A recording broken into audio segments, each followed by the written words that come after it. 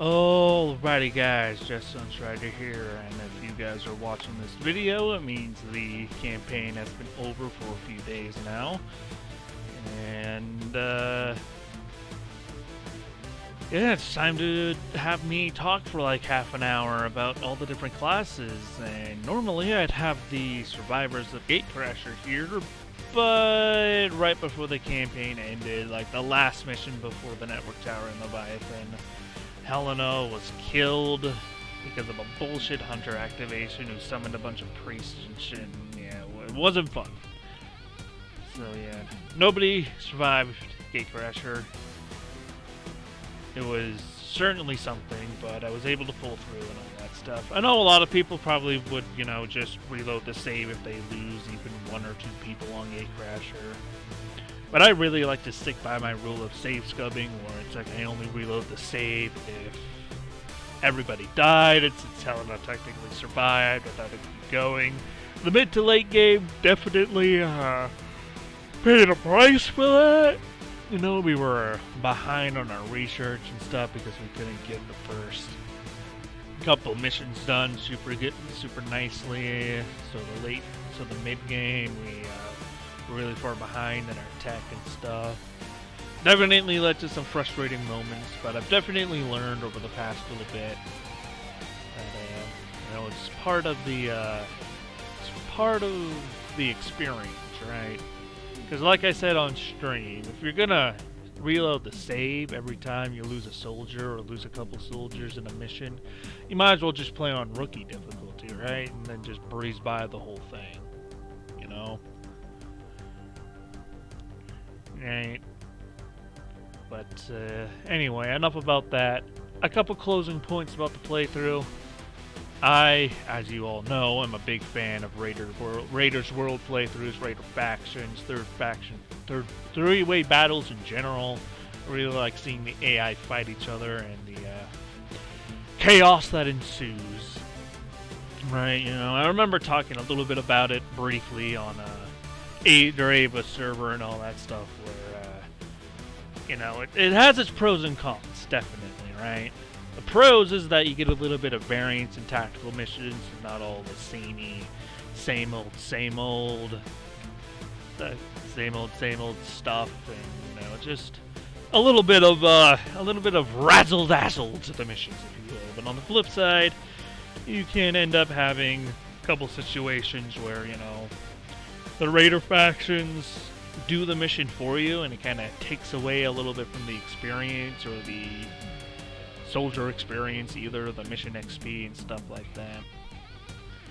You know, and sometimes the Raider factions will kill a friendly objective, like a VIP or a resistance relay or something. That happened a couple times, right? Where a VIP would get killed or something by a Raider faction. But you know, that to me is part of the experience of a Raiders world, right?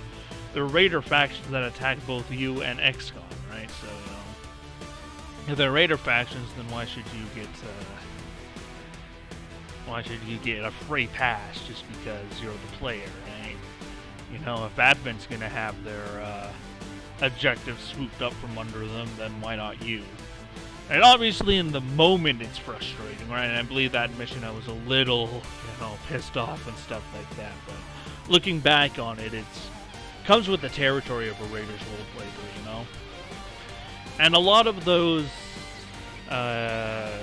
enemy mods that I was using, the Raider factions mods that I was using, they have versions, either separate versions, or you can go into the INI files and configure what team they're on. So if you just want to have more variety in the enemies, you can just, you know, get the non-Raider version of them, or just go into the INI and adjust what team they're on. Have them allied to Advent or something. And I know some people like to play like that, where, you know, they don't want people getting the glory of killing Advent or something, because I definitely remember when the Raider faction stole the kill on an alien world or two, but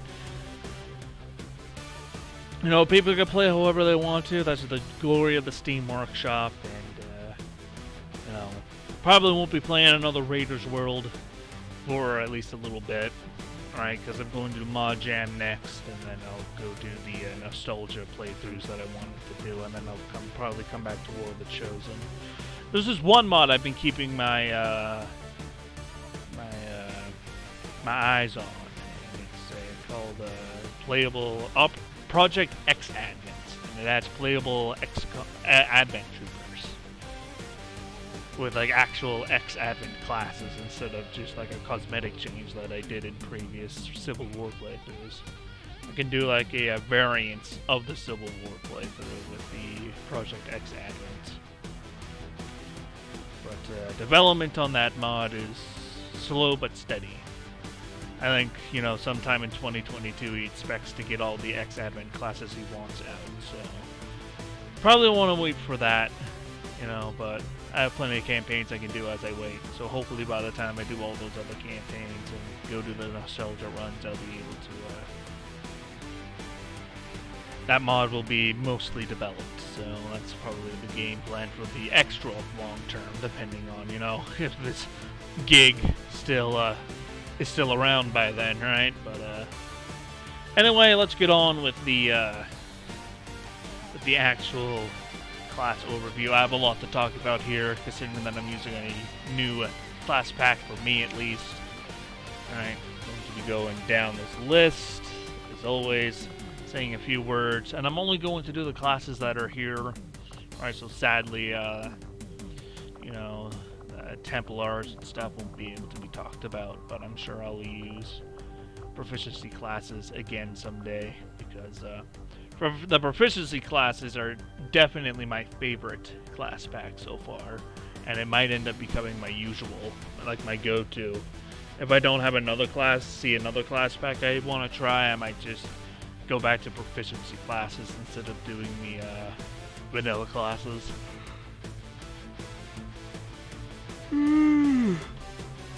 But yeah, going in this order as usual. Say a few words, talk about the builds, talk about my overall opinions about them. And as always, if you want to skip this video because there's going to be talking and stuff, you can wait for Network Tower and Leviathan to be uploaded. But if you're still here, let's get on with it, eh? Alright, so first up are the Assault Infantry. Now these are pretty much like a renamed Ranger with a few other weapon choices to them. And their proficiency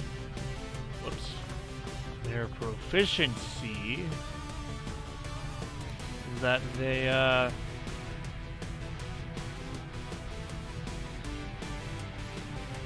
get a few stat bonuses for people in their range, which I never really used this to its full advantage. I definitely could have done a little bit of min-maxing here with that, but I'm not really one for min-maxing. If you guys don't know my play style, I kind of just activate anything I see and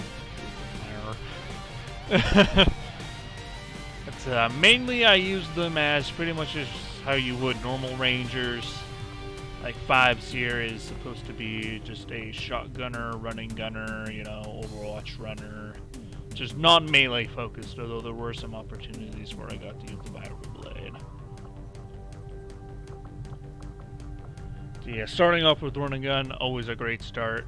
Back to the Long War 2 and Enemy Within Days there. Shotgun Maw, I think I used once out of everything. Untouchable's always a good pick.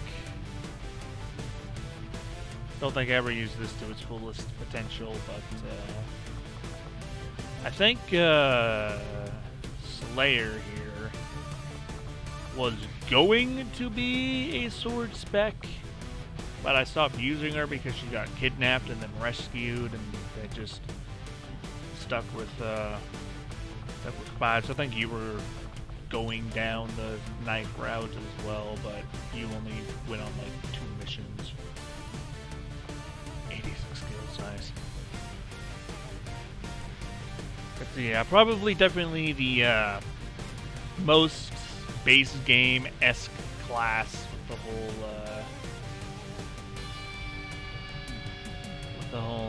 Ranger feel.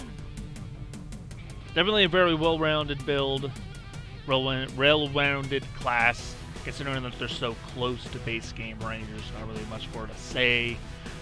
Right, I do like Rangers. Rangers are my favorite base game class, so yeah, they're a pretty good all-arounders there.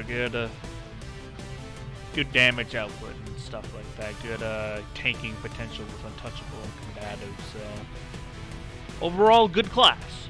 Good class. So the next on the list is a pretty rare case. Pretty unique case. This has nothing to do with proficiency classes, by the way. This is the last mod Coyote ever produced for XCOM 2 before moving on to MechWarrior 5. And it's technically incomplete, but everything works, and you just got to ignore the furry buildable chosen you have in the Who's-a-Mo-What's It's the Proving Ground, right?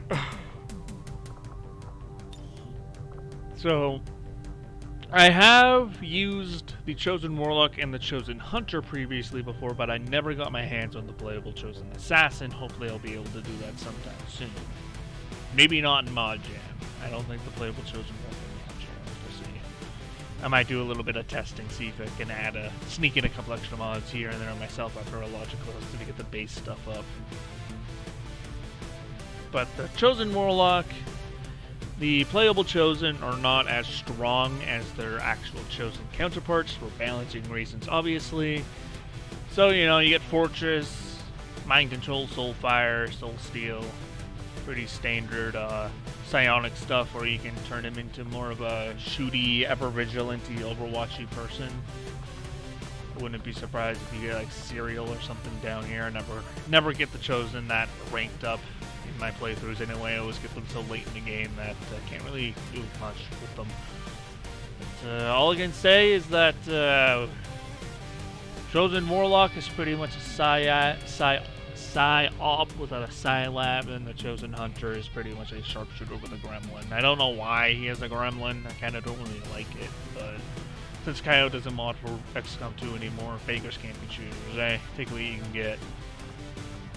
Alright, next up is Field Medic. Now, I say that Rangers were my favorite base game class, therefore, you know, Assaults would probably be up there, but Field Medics were definitely my most used class, because I always highly value my source of healing on missions, given my playstyle, right?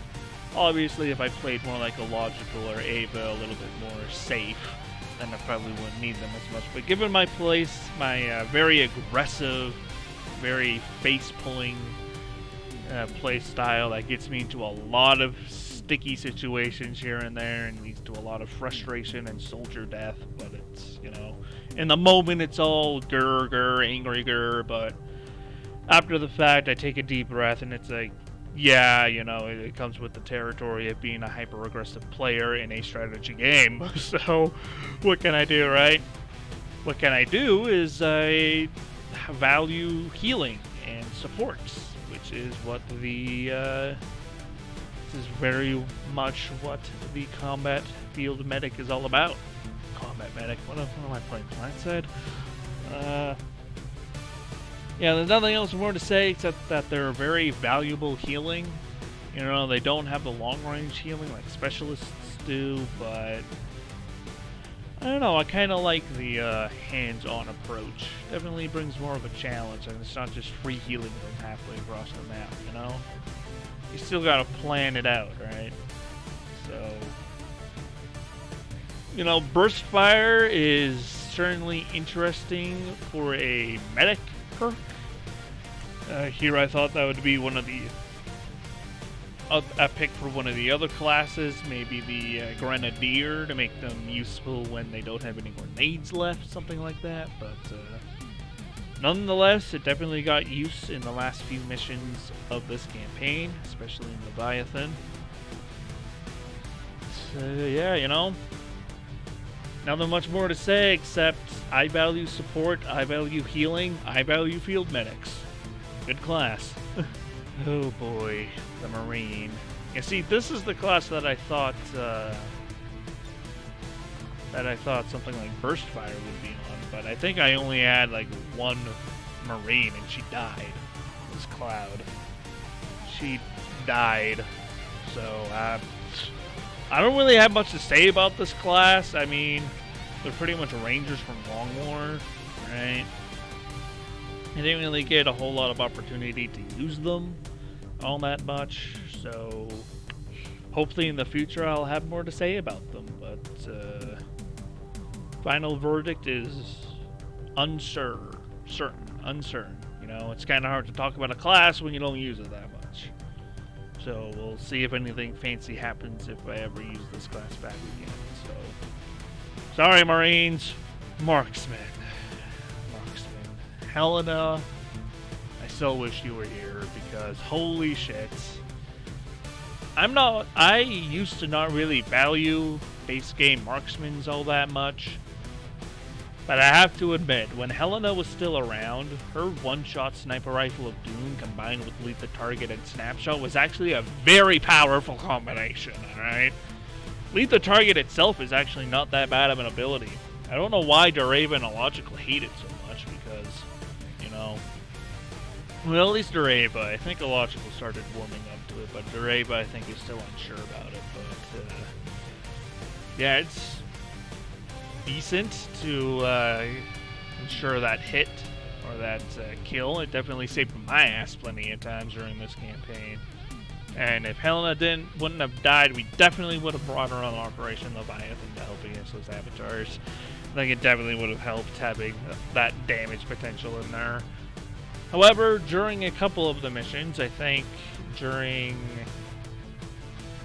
one of the Golden Path missions, we definitely saw the drawbacks of that weapon come into play with the aim penalty, but that was really more so Grimmy's loot mod and not so much the class. So, gotta remember, you know, self-made balance here. Self-made balancing issues here on behalf of the modlist creator, WoW.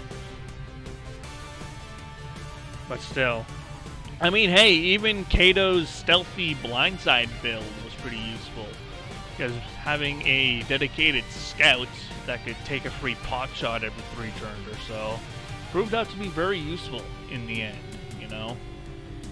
I'd have to admit that even Kato's stealth build here is pretty useful, you know, not in the direct damage, I'ma snipe you between your eyes kind of way. More like here's somebody who can stay in concealment but still contribute to the fight every so often, just not as much as a direct damage class like the Assault. So, I'm starting to I'm warming up to snipers, but only marksmen. Only proficiency class marksmen. Base game, sharpshooters, still kind of meh. But I really like the marksman, the marksman in the proficiency class. Big thumbs up to these guys. This is my Psi Operative. He stayed in the Psi Lab for a few months, then became a psionic super soldier. Next, Reapers. Reapers were probably the most unchanged. Well, that's a lie, because I think Skirmishers and Reapers were relatively unchanged compared to their vanilla counterparts. Or sorry, base game counterparts. For some reason I don't like calling it vanilla anymore. I don't really do that anymore. You know, minus the fact that they can't use claymores, which is kind of okay, in my opinion. I don't mind them not having claymores. They still have Banish, they still have Annihilation, they have a few pistol abilities. I like how it's kind of like a retroactive stealth mechanic now, instead of just, you know, having a few charges of Shadow, or in my case, cooldowns instead of charges, to be able to reconceal every 3 turns. I definitely like the Shadow mechanic a lot more than the vanilla base game Reaper stealth, whatever you want to call it. So overall, general improvement from base game, so, you know, thumbs up Reapers. This is where I'd keep my Templars, if I had any. Okay, this has nothing to do with proficiency classes, but Legion Armor, Minigun, Smart Core, absolutely insane, dude. Oh man, this was a lot of fun, this here. Like, they weren't changed at all with proficiency classes. I just cannot stress it enough how much fun it was to use the Legion abilities. Oh man, it was definitely the turning point for the campaign, because as soon as I unlocked the Legion chassis for Julian, he started turning this around a little bit, and then, you know, he was able to carry us until we caught up with our weapon tech and armor tech. So thanks, Julian. Sappers. So sappers are technically a better grenadier, I guess. I mean, once they run out of rockets/grenades, they're still kind of useless, but I definitely pick these guys over base game grenadiers. One of these days, I'm gonna have to try the rocket mod again to, you know,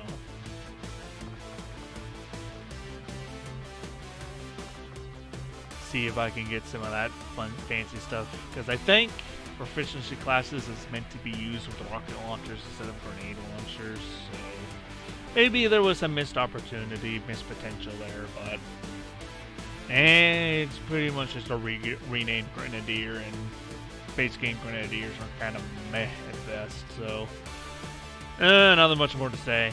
Maybe if I was able to train one up from the beginning of the game, looking at you, over Englishman, who like died his first mission, maybe I'd have something more to say about them. But no, it's the same situation as the Marines. Skirmishers did feel relatively unchanged, similar to the Reapers, minus the fact that Skirmishers ended up getting remote start instead. But kind of the same situation as the last class, where I wish I could train one up in the beginning of the game. Sadly, Kingdom died, so I got one a few levels in, and then there was that one Skirmisher who failed on the sabotage facility mission and missed 2 of her 90% shots and cost us the mission. She died and I evac'd. So yeah, that was certainly something. I never really noticed the heat mechanic, to be honest, so I just used them as how I normally use Skirmishers. And Skirmishers are my favorite hero class. Not to mention that they have the most damage potential. But I also have a soft spot for admin troopers. I don't know if I've ever said this before, but I have a bias towards admin over the alien units and stuff, so yay, Skirmishers! So, tech specialists are pretty much specialists without the healing role. So it's a hacker role and then a kind of non-direct support role with smoke and stuff. And honestly, I don't mind that. I actually prefer having the medic and the hacker classes separated. I think that was a really good call on proficiency classes.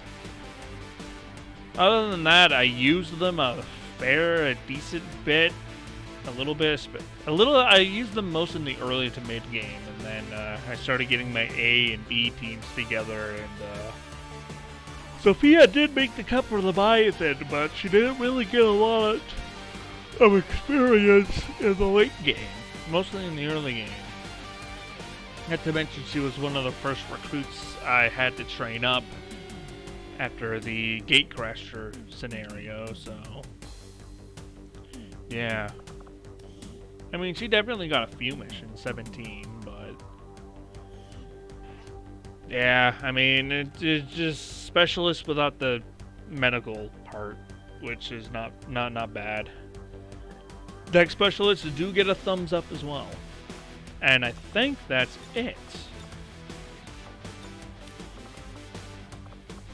Yeah, that's it. Sadly, we didn't have any Wibbles. Our only Wibbles died really early on, and I was too scared. Well, he died in like the start of the mid game, and I was too scared to build another one. But it's not like I'd have anything different to say about Wibbles. So there you go. That's it. That's me blabbling on for almost half an hour about the different classes.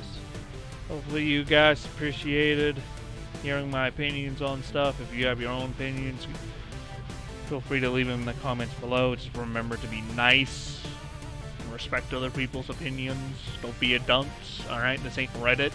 So, yeah, thank y'all for watching. I'll see you guys next time. I'm out.